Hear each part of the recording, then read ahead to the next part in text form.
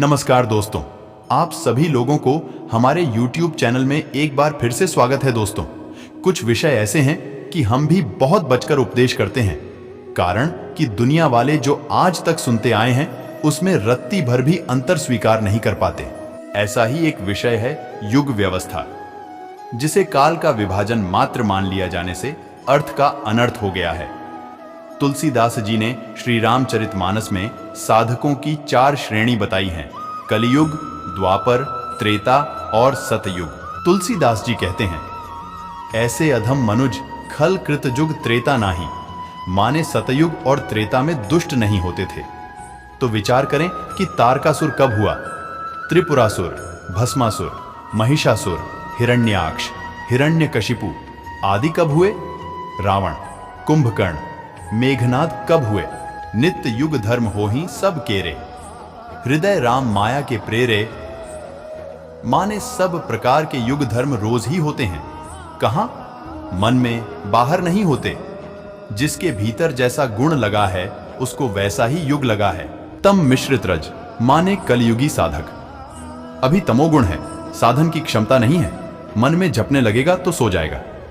तो बोलकर गाकर नाम जपे, इससे तमोगुण रजोगुण में बदलेगा। तब तम और सत मिश्रित रज माने द्वापर। अब भगवान का एक रूप पकड़कर मन में उसकी पूजा करे ताकि रज सत में परिवर्तित हो। बहुत रज मिश्रित सत त्रेता मन में जप यज्ञ करे तो शुद्ध सत्व सतयुग भगवान के ध्यान में लीन हो गया, मुक्त हो गया। बुद्ध युग धर्म जानी मन माही, तज अधर्म रति धर्म कराही। मूर्ख ही इन्हें बाहर देखता है, बुद्धिमान विवेकवान युग धर्म को अंतकरण में जानकर कि मुझ में कौन सा गुण युग चल रहा है, ऐसा समझकर उसी अनुसार साधन पकड़ता है और अधर्म छोड़कर धर्म में प्रतिष्ठित हो जाता है। दोस्तों, कहा जाता है कि सतयुग सबसे पहला युग है और यह 17,28,000 साल का होता है। इसी प्रकार से हर युग की उम्र अलग अलग होती है। सतयुग के अंदर कोई भी इंसान अधर्म नहीं कर सकता था। यदि कोई इंसान गलत काम करता तो उसकी अपने आप ही मौत हो जाती थी। और वैसे भी उस युग के अंदर गलत काम करने की किसी को जरूरत ही क्या थी, जब उनकी मनोकामना इच्छा मात्र से ही पूर्ण हो जाया करती थी। कल युग के अंदर आम इंसान की औसत ऊंचाई 5 से 6 फीट होती है, वहीं द्वापर युग में यह 11 फीट होती थी और सतयुग के अंदर 32 फीट होती थी। त्रेता युग में 21 फीट लंबाई थी। धर्म ग्रंथों के अनुसार 4 युग एक चक्र की तरह काम करते हैं।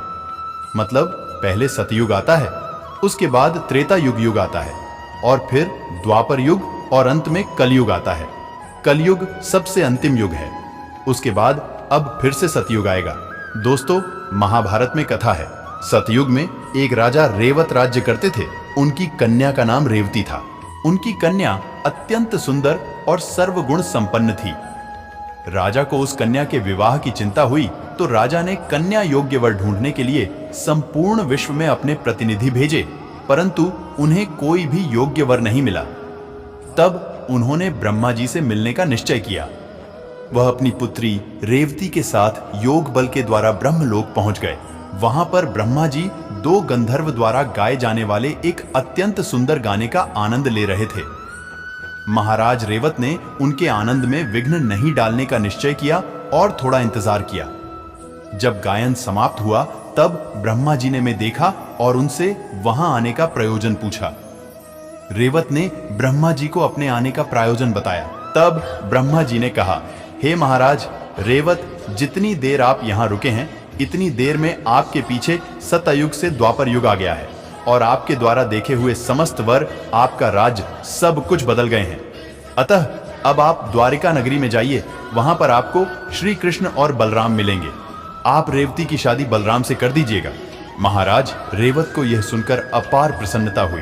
दोनों अपने योग बल से द्वारिका आए, जहां उन्होंने श्री कृष्ण और बलराम के दर्शन किए। जब महाराज रेवत ने उनसे अपना प्रयोजन बताया तो उन्होंने अपनी सहमति दे दी, पर एक बहुत बड़ी समस्या उत्पन्न हो गई। महाराज रेवत और उनकी पुत्री रेवती श्री बलराम जी से कई गुना लंबी थी। तब बलराम जी ने अपने हल की नोक से रेवती को दबाकर अपने बराबर कर फिर उनसे उन्होंने विवाह कर लिया। किस कहानी के अनुसार सतयुग में मनुष्य की लंबाई बहुत ज्यादा थी, जो त्रेता में और कम हो गई तथा द्वापर में और कम हो गई तथा कलयुग आते आते मानव की लंबाई अब जितनी ही रह गई है। तो दोस्तों, सतयुग पर आधारित ये वीडियो आप कैसी लगी मुझे लाइक कमेंट करके जरूर बताएं। हमारे चैनल पर नए चैनल सब्सक्राइब करके बेल आइकन को प्रेस करें ताकि हर वीडियो आप तक जरूर पहुंचे। हमारे वीडियो देखने के लिए बहुत बहुत धन्यवाद। जय श्री कृष्णा।